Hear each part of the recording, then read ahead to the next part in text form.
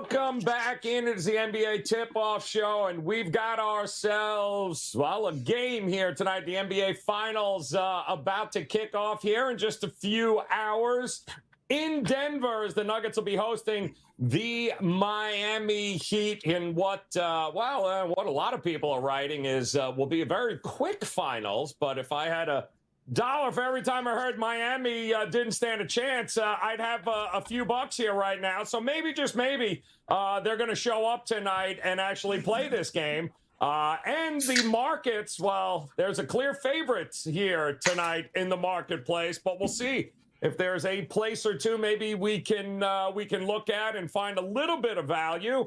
And we're going to do it with quite the value crew ourselves here today as we welcome in Teddy Covers in the house, ready to roll, as is the one and only Mr. Tony Finn. Yes, ankle bracelet and all. Always a pleasure to see him. And, of course, Rob Vino, fresh off the mound of fading Gosman, backing Gosman. Either way, Rob, it could have been a wonderful day. It's going to be a great evening here because we got basketball here. The final series of the season here. Winner take all with Miami and Denver. And Teddy, I know you got to have something ready to roll here, ready to go up your page at WagerTalk IndoorSportsMemo.com. Tell us what you got rolling here. Yeah, the NBA has been really good again this postseason. I have no complaint. I think 8-1 with the last 9. And I think it's 50-29 in NBA playoff action over the last 2 years. But I've hit 60% of the NBA, counting every play every day since February 2022. It's been a real good sport for myself and my clients. We are in action for Game 1. I'm getting in and out by halftime tonight. I don't care why. Well, maybe we'll get some in-game. But I have a first-half wager, a 4% first-half wager. Of course, Throwback Thursdays, everything's half price today over at WagerTalk.com. In and out. Heard it's not a great burger, but I understand what you're talking about here, Teddy. And there is a lot of ways to tackle this series and a lot of these games here, and nobody knows that better than Mr. Finn here, whether it be a prop, a side, a total, points. What's going on here, Finn? Are you ready for the NBA Finals, and what might the clients get here tonight at your page? Right now, I have I have a 5% top play on Game 1. I'm in a top position, at least in my opinion, in Game 1, and I haven't put them on yet or up yet, but I wanted to get some confirmation. And what better place to get that confirmation than from Joe Ranieri and Mr. Covers and Rob Vino on the NBA Tip-Off Show. So after the show, we'll have my 3 props /futures, series futures as well. Do want to send a shout out to John Finley, who in fact writes that the In-N-Out Burger fries do suck. I've also heard that as well. Not exactly a great burger, but if your burger ain't great and your fries suck, oh, hell no, we got a big problem there. Rob Vino, what is going on here, my man, whether it be MLB or NBA for that matter right now? What do you have up ready to roll for the clients here tonight? Yeah, my first question is, what does Tony Finn know about confirmation? That was something that we did in the 4th grade. I don't know if Tone went through that process or not, but having known him, he knows too much. I missed the 4th grade. Yeah, there you go. We have a best bet up and available today, Joe, at WagerTalk.com. That's going to be followed up with a couple other plays that I'm about to release here over the course of the next hour. One prop play, and one will come from a totals perspective. So you'll have 3 plays for the NBA Finals tonight. Game 1. MLB's been red hot, 11-0 winning streak. Got to 11-0 yesterday with a play on the Braves run line. So MLB's been really, really good as of late. NBA playoffs have been producing profit for the last 3.5 weeks. So we're in good shape here. We're happy, ready to roll with Game 1. All right. Well, listen, we've got a lot going on here tonight. Game 1 of the NBA Finals in Denver. And we talked a little bit yesterday with Ski and Jay, and we talked a little bit, Brian Leonard. We talked a little bit about this series and the pricing of it. And right now, I mean, here we go. We're up to 9 here.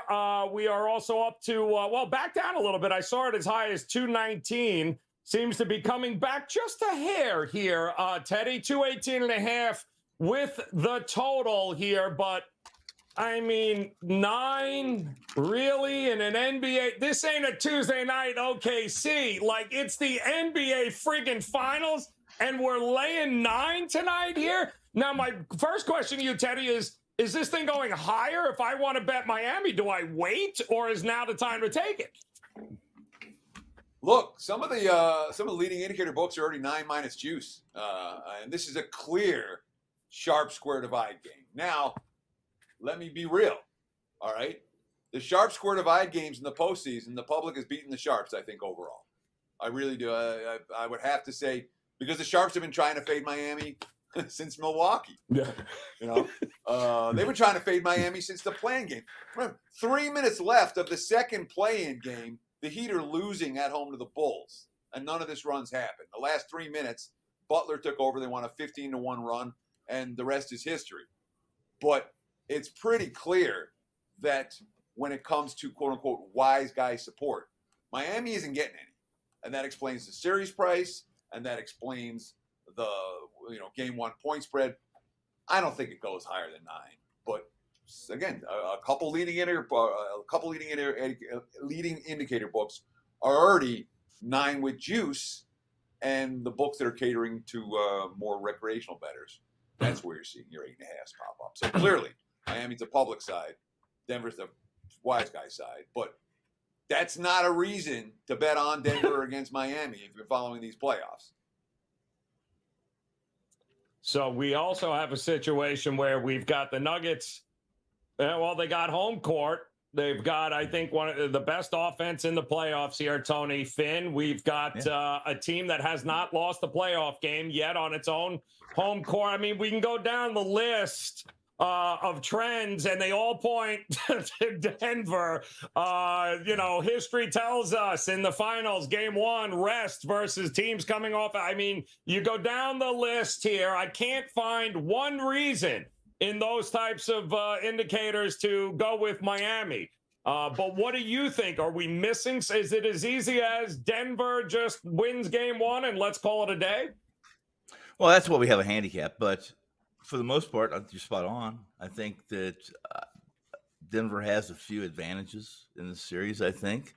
We said the same thing as you guys have both mentioned, all three of you have mentioned about the Miami-Boston series too, except for what we learned from Boston's a whole nother show, but sometime this summer or heading into next year, we should talk a little bit about that and see where it takes us, because they fell off my charts. As far as ratings and rankings go, they fell down quite a bit from the results of that. But Denver, during the regular season, were 16-4 with a rest advantage. Now, this is kind of a weird situation, guys, where the rest advantage is ridiculous. Obviously, Denver coming off that sweep of the Lakers 4-0, but against the spread, they were 66% with rest, and they were 16-4 without a handicap. So every single advantage here.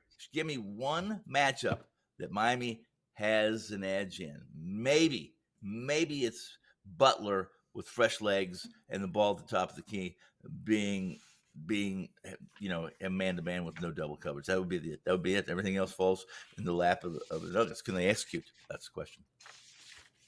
So I did get I believe it just came across there before we came on with you guys on how it looks like Tyler Hero they're shooting for game 3, Vino, and it looks like they're going to try to give him a game. He's going to give it a go, I guess, in game 2 at the very least to see, but they're hoping game 3 is ready to go. So a whole lot of questions revolving around that too, Vino. Like, all right, so who the hell's minutes is he taking if he comes back in? Because it ain't Caleb Martin, Vino. It's interesting. They get another shooter back. I would venture to think they probably need him. But when you look at this series in its total, tell me, Vina, what is this going to come down to here? Is this just simply the team who shoots the three better is going to win like we just saw, or is it bigger than that? Well, first off, let me say directly to you that I'm glad that my disguise as Brian Leonard yesterday worked so well that you think he was on the show yesterday. I'm going to dress up like Brian a little more from here on out. Where Tyler Hero is concerned, Joe, I think, again, you give Eric Spoelstra another body to be tactical with, right? And what Tyler Hero brings to the table is not a lot in the way of defense, but it is in the way of three-point shooting, and it is in the way of guard or wing rebounding. So Spoelstra will have, like you say, whose minutes is he going to take up? I'm not sure if it would be anybody's in particular, but I know that if you lengthen the bench for Eric Spoelstra, it gives him a little more to play around with, and we know what kind of tactician, strategist he is. So it can't be anything but helpful if Tyler Hero comes back shooting the basketball well. I mean, we sit here asking the question about the Denver Nuggets with 8 days, 9 days off here, rest or rust. Tyler Hero, we should ask that question about, right? Will it be rest or rust with him? He's been out for quite a while since the opening series. So we'll see. But I do think having the bench lengthened a little bit would help Spoelstra with some tactical stuff.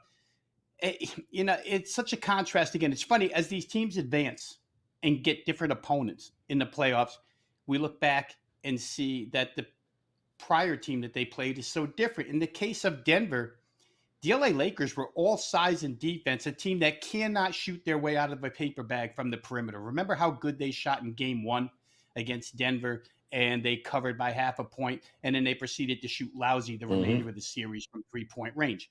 Miami's not that team, right? Miami shoots very well from three-point range throughout this entire series, and Caleb Martin has brought the three-point ball to the table. So it's different for Denver in that regard. You can't defend the same way that you defended the Lakers. And for Miami, of course, Boston, let's just say it again so anybody who watches every single day can hear it one more time, that Boston has three guys that just enjoy dribbling into trouble, watching it go off their feet, throwing it to nobody in particular, or charging. At the very last resort, let's just charge and run people over at the rim. Denver's not that team. They play make, they assist. They got guys who can go off the bounce without getting into trouble. So it's different for Miami. What's not different for them is that they're on the road once again. They're at a personnel disadvantage, as Tony described. Once again, I guess the only series they weren't at a disadvantage against on paper was the Knicks.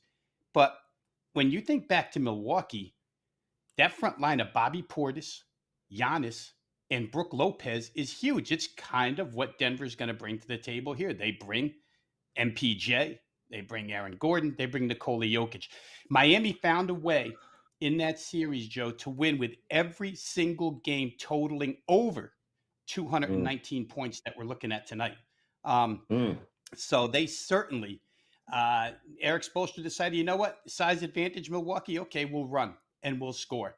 And they scored on that team. And Milwaukee was known as a pretty good defensive team, right? Denver's not necessarily known as a good defensive team. So if I'm just thinking in that direction, taking what Spoelstra did in Series 1 against Milwaukee and applying it to here against Denver because they look alike a little bit, then I would say we're going to see pace.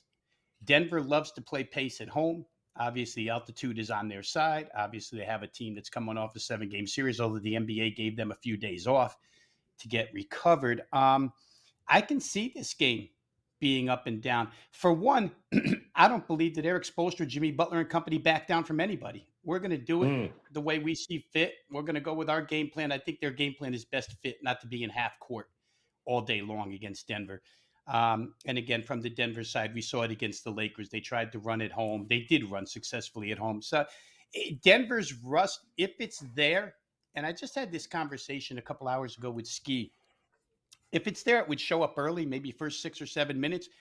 But when I think it through in my head, if you want complete Denver rust, then you're asking Kentavious Caldwell-Pope, you're asking Jamal Murray, you're asking Michael Porter Jr., and you're asking Nikola Jokic, all four to shoot lousy from the perimeter.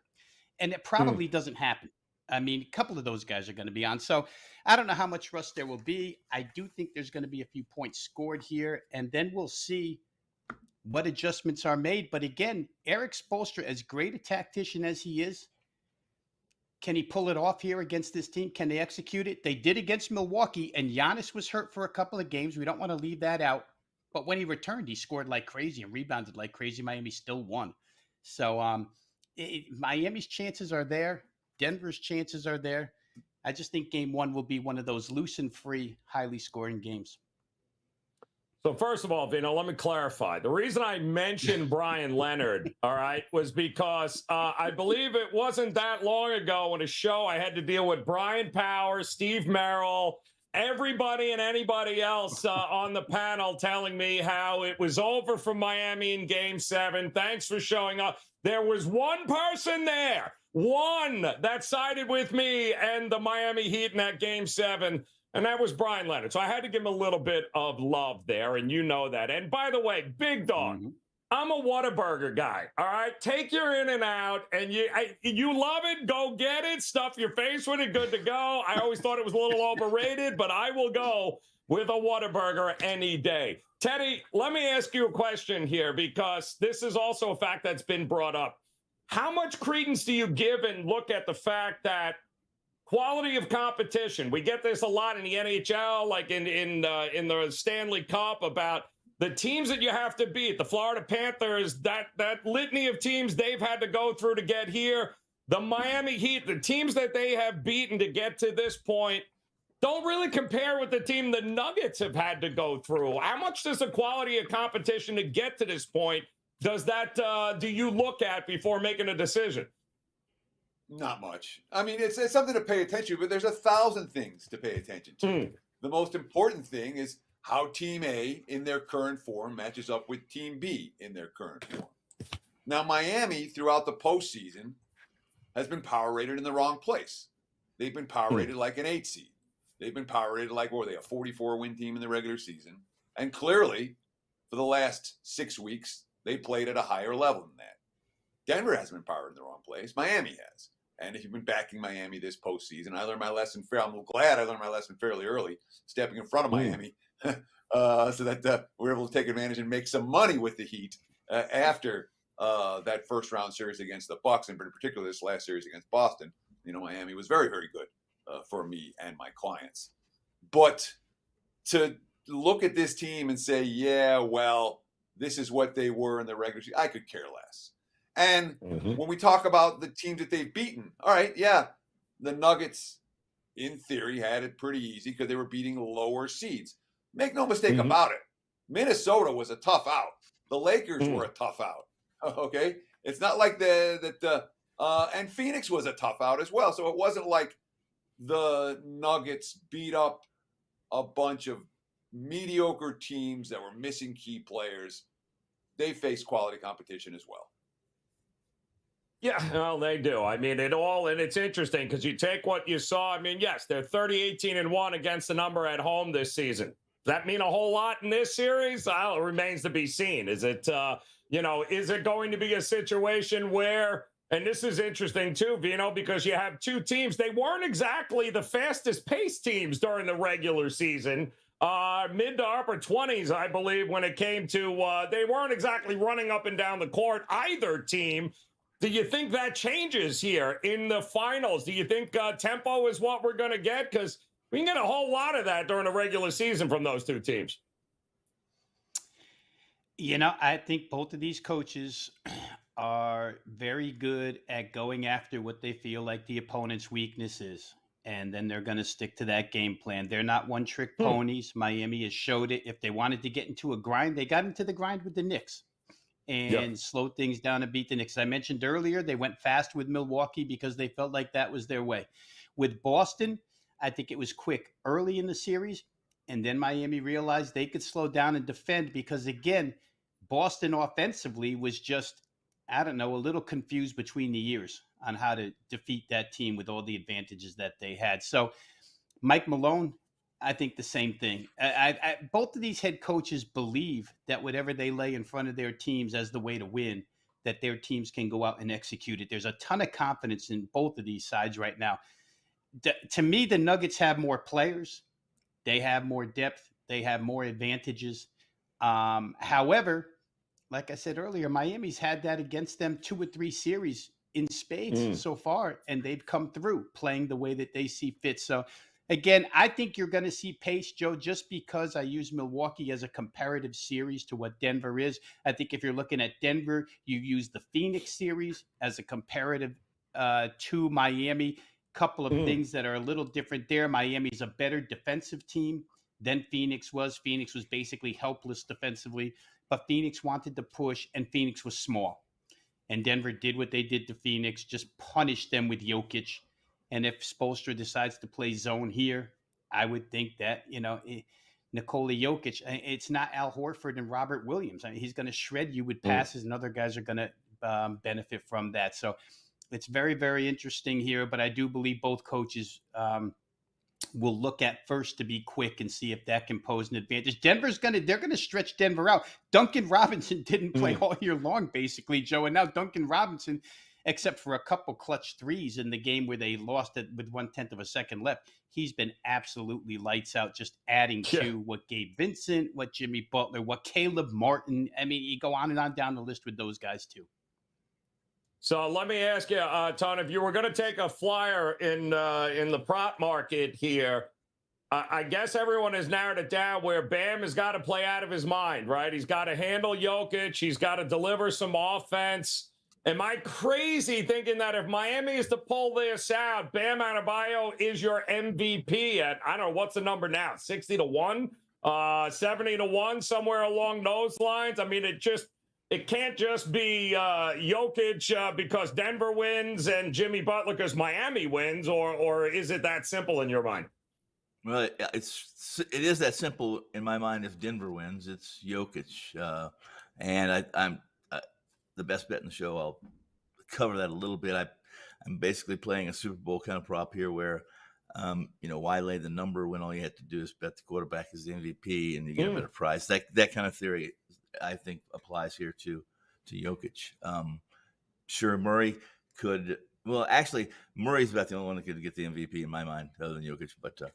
But I think his matchup in this series is much tougher than he had in the last series, Phoenix, etc. But as far as I'm concerned, this is you guys have really covered it well. Denver has all the advantages. Can Miami continue to play above their pay grade? Can they continue to shoot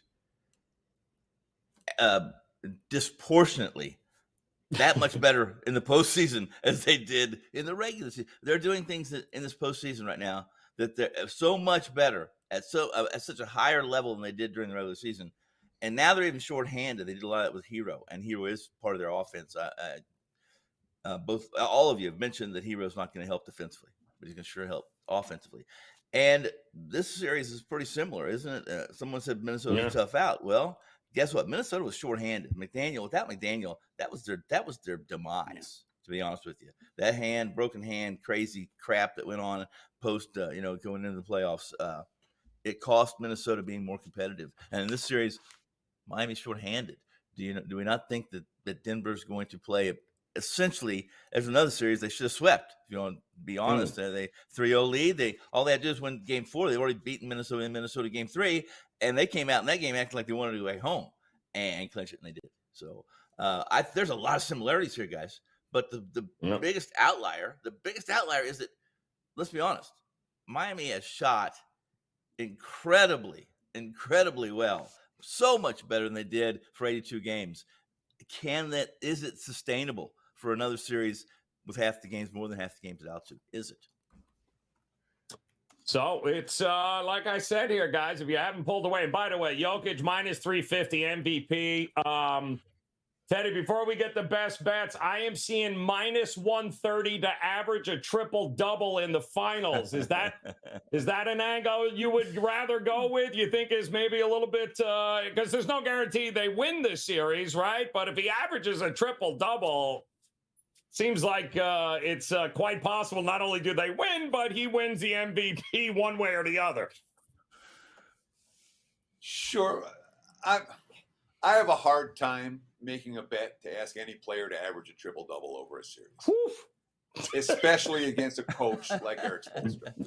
All right? Yep. He might average a triple-double for Game 1 or Game 3 or several games in the series.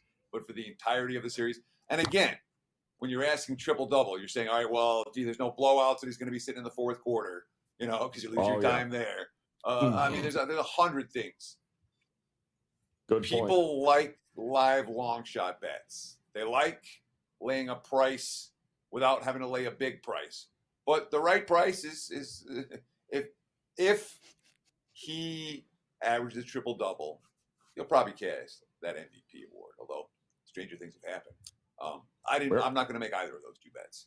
I'm someone, as we'll talk about in a few minutes, who thinks Miami is liver than other people seem to think they are in this series.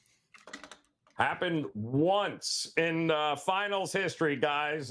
This dude named LeBron James back in 2017 averaged it against the Golden State Warriors. The only man ever to do it there, average a triple-double in the finals. We'll see if Jokic can go that way, though. A lot of different ways to go across the board in this series. Let's start with you, Teddy, though. You said, all right, I ain't averaging a triple-double, ain't going there. So give us a bet you might consider going with here for the show in this finals. So let's talk about we all know that Denver has significant edges over Miami.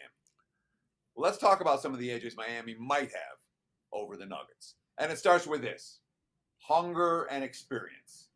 Understand Denver's hungry. It felt from day one of this postseason like Miami had a different level of hunger. And boy, they've shown it. They've shown it repeatedly. That is a team that has been to the finals before and is hungry to come down with a championship. And that's not something that's ever going to be factored appropriately into the betting marketplace. The Heat have proven that they know how to respond to adversity. And maybe most important, they've been remarkably adept at stealing tight games late. Spoelstra is the best coach in the league this side of Pop, and nobody's making better in-game or between-game adjustments. So I don't think this series is a blowout. I think this series goes 6 or 7 games, like over 5.5 games, minus 130. I think the Heat are going to battle. Yeah, I don't hate that bet at all there because, listen, it is the finals. I'm still trying to wrap my head around laying 9 in the finals.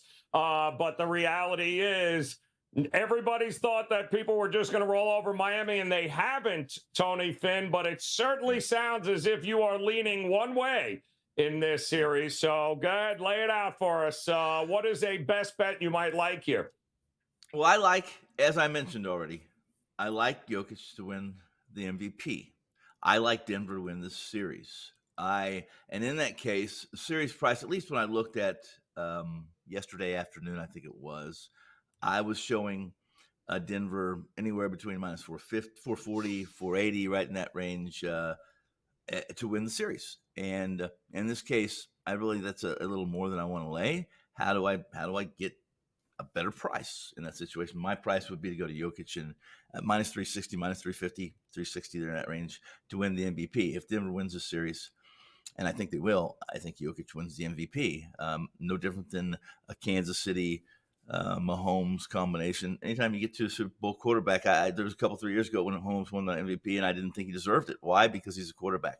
The running back deserved it in that win over San Francisco. Didn't get it, and I had him at 20-1. A little angry still about that, a little on tilt. But the Heat are a capable defense. They really are. They look at their numbers in this playoffs. You're going to find they've shot astronomical numbers from distance. The threes, uncontested threes, contested threes, et cetera, et cetera. Then the Denver. Here's the deal. I disagree with our good friend Rob in the sense that I think that Spoelstra is going to slow this down. I don't think he wants to get an up and down game, especially at altitude, especially with this team playing much more recent than Denver. And I think you're going to see a lot of 2-3, which Spoelstra throws in. He throws that 2-3 in all the time and confounds defenses. Now, Milwaukee, you guys saw Milwaukee, 0.95 points per possession in the first round against the 2-3. Boston was even worse, 0.90. Is Denver better against the 2-3? We're going to find out. I'm telling you right now, you're going to see a lot of 2-3 tonight, and what happens the rest of the series is dictated by that. But I like Jokic minus 360, minus 350, 360 to win the MVP, which means Denver wins the series. I felt like we could have got there a lot quicker than No, maybe, but I had a lot of fun doing that. I just felt like we were close, Vino, for about 3 minutes there. He could have just laid it out there, and I had a feeling I knew where he was going. And listen, I can't argue with the bet, though. Either which way, I can't. So, Vino, I'm going to leave it up to you to give to be the sensible one here and bring it full circle for us. How is one of the ways you're approaching this game in 60 seconds? Tell us what you're looking at. Yeah, I'll start real quick with the Miami's above their pay grade where 3-point shooting is concerned. Remember last year they were number 3 in the NBA with this same cast of characters all year long, 3-point shooting, and they only shot 36.8% for the playoffs. What are they shooting? 38.1 overall from 3. So really they're doing, you could say they exceeded or didn't exceed expectations in the regular season, but now they're doing what they're supposed to do. For my best bet for this particular game, Joe, I'm going to go to the Denver side and play Michael Porter Jr. over 22.5 points and rebounds combined. He's done that in 6 of the last 8. He's posted double-doubles in 3 of the last 4. He's one of those guys that has the size advantage, not only on the boards against whoever defends him, but when he steps out to shoot from distance, he can shoot over anybody on Miami that's going to guard him because Bam Adebayo is not going to guard him. So for me, MPJ over 22.5 points and rebounds, minus 30 cents. I'll play it tonight in game 1. All right, boom, getting it done there. Not a bad way to go here. A couple of very sensible ways to look at a game 1 here tonight, guys, with Teddy Covers saying, I'll take the series over 5.5 games at that number there. Not expecting any sort of blowout happening here. While Tony Finn says, listen, Jokic, he's going to win MVP. Certainly if he averages a triple-double and they win, he's going to win MVP. That is the bottom line there. While Rob Vino thinks Michael Porter Jr. over to 22.5 points and rebounds. Expect a good night from him here tonight. I will mention one thing, though, that was brought to my attention earlier. Nuggets, I believe, were the second most profitable second half team this year. The adjustments they made, if they were losing at the half, boy, oh boy, I believe their numbers were pretty darn good to come back in the second half. And the Miami Heat, by the way, just went 6-1 in the second half against the Boston Celtics. So don't count either of these two teams out. No matter what happens in the first half, they've been very profitable to back in the second half of games. And we'll see if that continues tonight here in game 1. A lot of opportunities to cash some tickets here, guys. Number 1, if you head over to WagerTalk, maybe that's the easiest ticket to cash right now. You head over to Teddy's page, Tony Finn's page, Rob Vino's page, partner up with these guys. No reason not to make this final series here in the NBA season an extremely profitable one. I feel like we've been here with the Miami Heat and had this conversation at the start of the series a lot. Big underdogs. Will that turn into big dollars? We're going to have to find out. We will be back again tomorrow, recapping, of course, what happens tonight, taking a look ahead to game number 2. Until then, though, on behalf of Teddy Covers, Tony Finn, Rob Vino, we appreciate the time, guys. Listen, best of luck with your bets here tonight. Come back and join us tomorrow as we get you ready for the weekend here on the NBA Tip-Off Show. Until then, good luck, guys. We'll see you tomorrow.